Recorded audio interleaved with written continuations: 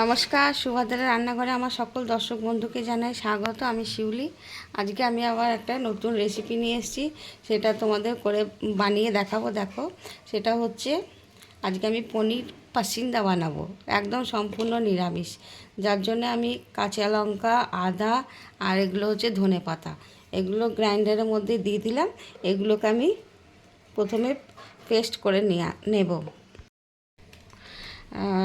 তার সাথে দেখো টমেটো দেবো একটা। টমেটোটাকে আমি একটু গরম জলের মধ্যে দিয়ে একটু সিদ্ধ করে নিয়েছি, দিয়ে খোসাটা না খুলে ছাড়িয়ে ফেলে দিয়েছি। দিয়ে এবার এর সাথে দিয়ে একসাথে পেস্ট করব।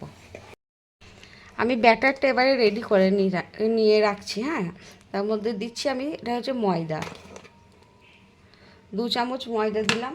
তোমরা যেরকম বানাবে, যতটা পরিমাণে বানাবে সেরকমভাবে তোমরা তোমাদের উপকরণগুলো ঠিক সেরকমভাবে দেবে। আর এটা হচ্ছে কর্নফ্লাওয়ার, 1 চামচ কর্নফ্লাওয়ার দিলাম, বড় চামচের।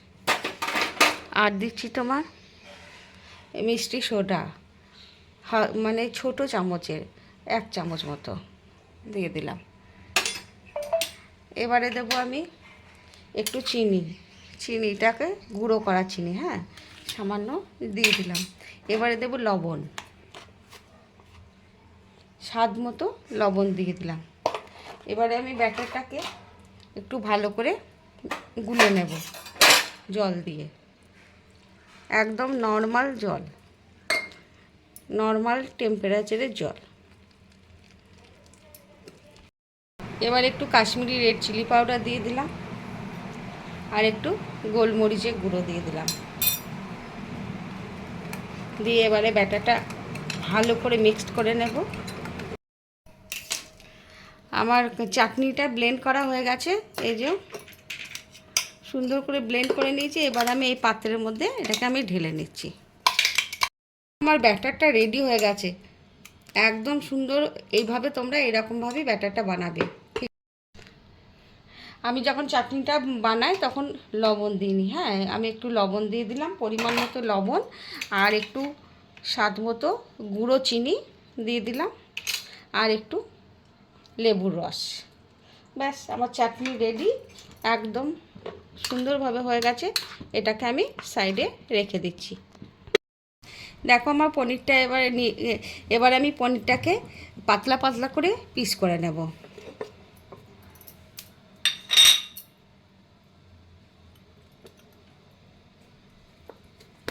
এগুলো সব পিস করে নিয়ে নিয়েছি রেডি করে। এবারে আমি চাটনিটা লাগাবো।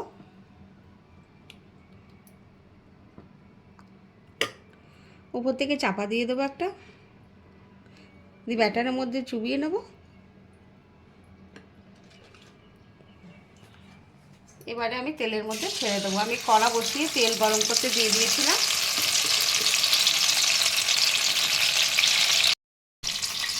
আবার আমি একটু চাটনি লাগিয়ে দিচ্ছি, উপর থেকে চাপা দিয়ে দিলাম।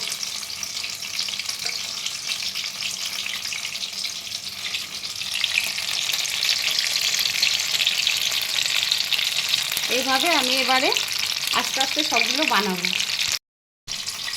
আবার আমি একটু চাটনি লাগিয়ে দিচ্ছি, উপর থেকে চাপা দিয়ে দিলাম।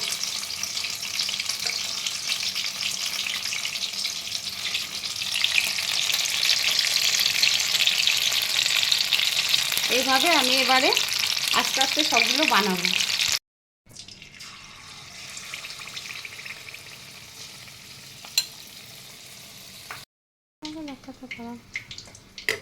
এবার আমি আর একটাতে পুর ভরে নিলাম।